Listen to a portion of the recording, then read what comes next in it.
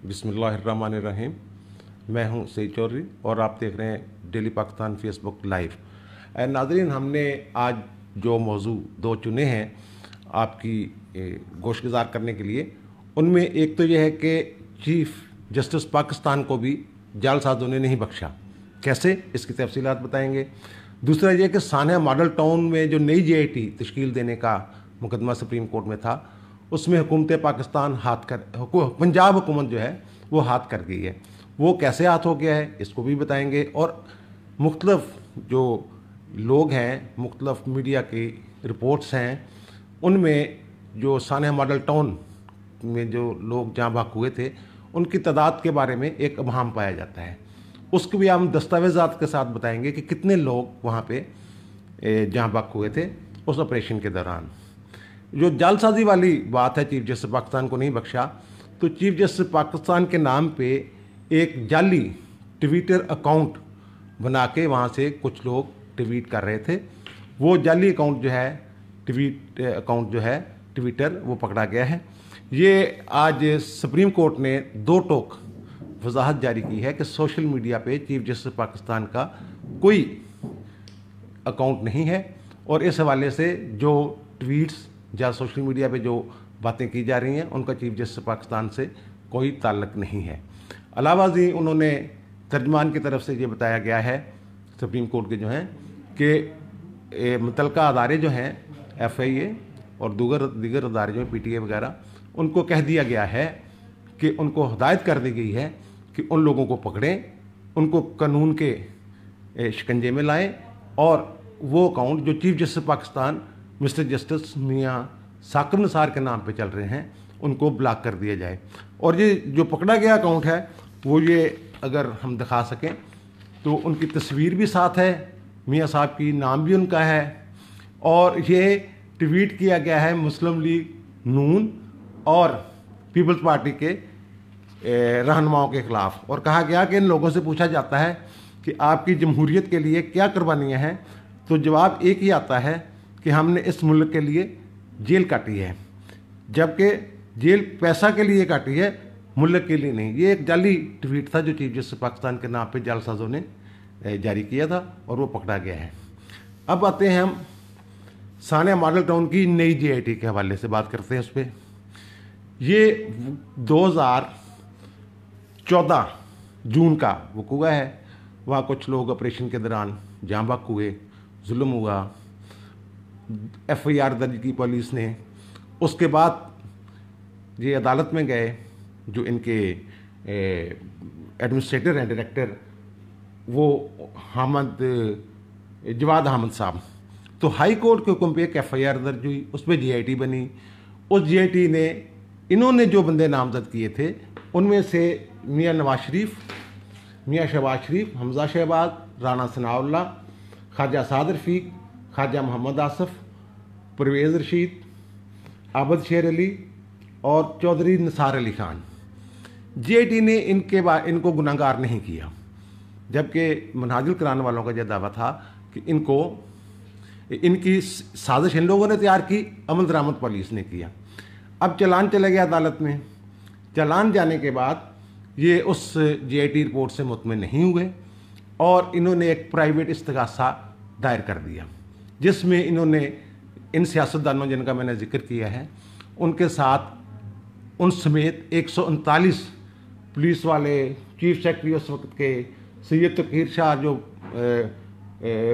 Personal secretary थे chief minister के, home secretary और कमिश्नर लाहौर, इन सब को उन्होंने फरीक बनाया। अब जब इस्तिगासा, प्राइवेट कंप्लेंट जिसको कहते हैं, उस पर कार्रवाई शुरू हुई तो अदालत जो थी उसने इंसदाद दहशतगर्दी की अदालत, उसने ये जो लोग थे, जो सियासतदान थे, इनके बारे में कहा कि इनके बारे में कोई शहादतें नहीं हैं, इसलिए उस अदालत ने इनका नाम ट्रायल से निकाल दिया। उसके खिलाफ मनहाजुल करान गई लाहौर हाई कोर्ट में। लाहौर हाई कोर्ट के 3 रुकनी बेंच ने समाअत की और 2-1 की अक्सरियत से ये फैसला दिया गया कि एहतसाब अदालत का और इंसदाद दहशतगर्दी की अदालत का फैसला दुरुस्त है, इनको तलब नहीं किया जाना चाहिए, तलब नहीं किया जा सकता। اب اس کے خلاف انہوں نے ایک سپریم کورٹ میں اپیل دائر کر دی. لیکن اسی دوران ہوا کیا کہ ایک خاتون تھی مسمات تنزیلہ امجد جو وہاں جاں بحق ہو گئی تھی. ان کی بیٹی نے ایک درخواست دی چیف جسٹس پاکستان کو, جس پہ انہوں نے از خود نوٹس لے لیا اس واقعے کا. خاتون بچی کا یہ کہنا تھا کہ انصاف میں تاخیر ہو رہی ہے, 2014 کا یہ وقوع ہے, ابھی تک انصاف نہیں ملا, مجرم کیفے کردار تک نہیں پہنچے. اس کیس میں طاہر القادری صاحب بھی پیش ہوئے لاہور میں جب ہوا تھا. تو عدالت نے یہ کہا چیف جسٹس پاکستان نے کہ اس میں بہت سارے قانونی پہلو ہیں, یہ دیکھنا ہوگا کہ کیا نئی جے آئی ٹی بن بھی سکتی ہے. تفتیش ہو گئی, چلان سبمٹ ہو گیا, اس کے علاوہ آپ نے ایک پرائیویٹ کمپلینٹ بھی کی ہوئی ہے.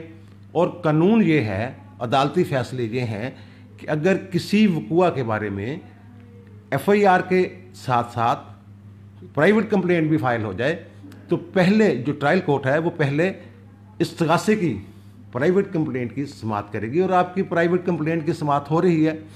انہوں نے جو مختلف نکات اٹھائے, انہوں نے کہا جی ان نکات کا فیصلہ کرنے کے لیے ہم ایک فل بینچ, لارجر بینچ بنا دیتے ہیں. اور چیف جسٹس صاحب نے اس پہ ایک 5 رکنی لارجر بینچ بنا دیا. اور جو عام لوگوں کا خیال تھا, جب وکلا کا, جب میرے جیسے, کہ یہ ان قانونی نکات کی پہلے وضاحت کرے گی, ان پہلوؤں کو دیکھے گی عدالت, اس کے بعد یہ جی آئی ٹی نئی بننے کا حکم جاری کرے گی قانون کے تناظر میں. لیکن پنجاب حکومت نے کیا ہاتھ کیا اس میں؟ جب اس کیس کی سماعت ہوئی اسلام آباد میں تو ایڈوکیٹ جنرل پنجاب نے بجائے اس کے کہ قانونی پہلوؤں پہ بات کرتے, انہوں نے سیدھا ہی رضامندی ظاہر کر دی, جناب ہم جی آئی ٹی بنا دیتے ہیں. اور عدالت کو ایک یقین دہانی کرا دی کہ ہم جی آئی ٹی بنانے کے لیے تیار ہیں. اس کے بعد جو سپریم کورٹ فل بینچ تھا, اس نے جو قانونی پہلو تھے وہ پس منظر پہ چلے گئے. وہ اس حکومت پنجاب کے بیان کی روشنی میں ایک جی آئی ٹی نئی بنانے کی جو فیصلہ ہے وہ جاری ہو گیا ان کی یقین دہانی کی بنا پر. اب اس پہ جی آئی ٹی کیا کرتی ہے کیا نہیں, لیکن جو پنجاب حکومت نے کارروائی ڈالی ہے وہاں پہ, وہ انہوں نے یہی کیا کہ فوری طور پہ جا کے دے ٹھیک ہے جی. قانونی پہلو بیچ میں رہ گئے. جو لارجر بینچ تھا وہ بنا تھا قانونی پہلوؤں کی تشریح کے لیے, لیکن ان کے اس بیان کی وجہ سے وہ فل بینچ جو ہے, لارجر بینچ 5 رکن جو تھا, وہ بھی ایک طرح سے بے بس ہو گیا کہ انہوں نے فوراً یقین دہانی کروا دی. بنا دیتے ہیں ان کا جو پرپز تھا درخواست گزار کا وہ ثمرآور ہو گیا اور وہ درخواست جو ہے وہ نمٹا دی گئی. اچھا, اب ایک جو اہم بات ہے کہ ثانیہ ماڈل ٹاؤن میں جاں بحق ہونے والے لوگوں کی تعداد کتنی ہے. یہ منہاجل کران والے بڑے بڑے میڈیا اینکرز یہ واویلا کرتے رہے ہیں کہ 14 لاشیں گرا دی گئیں. اس کی سنگینی کو, یہ بھی بہت سنگین ہے, 10 ایک بندے کا جاں بحق ہو جانا, ہلاک ہو جانا بہت بڑا سانیہ ہوتا ہے. یہ تو 10 بندے تھے, لیکن اس کی سنگینی کو مزید بڑھانے کے لیے یہ کہتے تھے جی 14.